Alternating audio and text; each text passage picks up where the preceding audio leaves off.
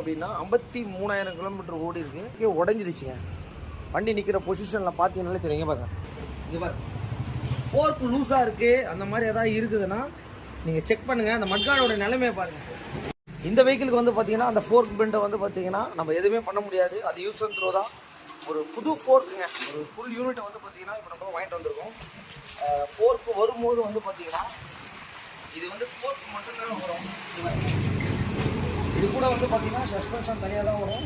கீழே ஆர்ம் புஷ்பிட் சொல்லுவாங்க, அந்த ஆர்மு அதெல்லாம் வராது உங்களுக்கு. ஃபோர்க்னா இது மட்டும் தான் வரும் உங்களுக்கு. சரிங்களா? அதுக்கப்புறம் சஸ்பென்ஷன் நம்ம தனியாக தான் வாங்கணும். அது கூட நம்ம மாற்றும் போது நம்மளோட மெட்டல் புஷ் அதை போடும்போது இன்னொரு பர்ஃபெக்டாக வெஹிக்கிளை பண்ணி முடிச்சுட்டு மட்கார்டு வந்து பார்த்தீங்கன்னா சேம் கலரு. இது வந்து பார்த்தீங்கன்னா ஒரு நெக்ஸ்ட் குவாலிட்டி தான். கஸ்டமர் அதுதான் கேட்டுருக்காரு. கம்பெனியில் வந்து பார்த்தீங்கன்னா ஒரிஜினல் மட்கார்டு மட்டும்தான் அவங்களும் பெயிண்டிங் வராது. நம்மளுடைய எஸ்கே பைக்ஸில் வந்து பார்த்தீங்கன்னா இந்த ஃபோர்க் வந்து பார்த்தீங்கன்னா உடஞ்சி வந்தது வெஹிக்கிள் பார்த்துருப்பீங்க. ஒரு டாடா ஏசியில் தான் வெஹிக்கிள் எடுத்துகிட்டு வந்தாங்க. ஃபோர்க்கு, மட்கார்டு, சஸ்பென்ஷன் அந்த வண்டி வந்து பார்த்தீங்கன்னா ஒரு ஃபைனல் அவுட்லுக் நம்ம ஒர்க்கை பண்ணி முடிச்சிருக்கோம். இந்த வெஹிக்கிளுக்கு வந்து என்னென்னா ஃப்ரண்ட்டு ஃபோர்க்கு ஃபுல் யூனிட்டை மாற்றிருக்கோம்.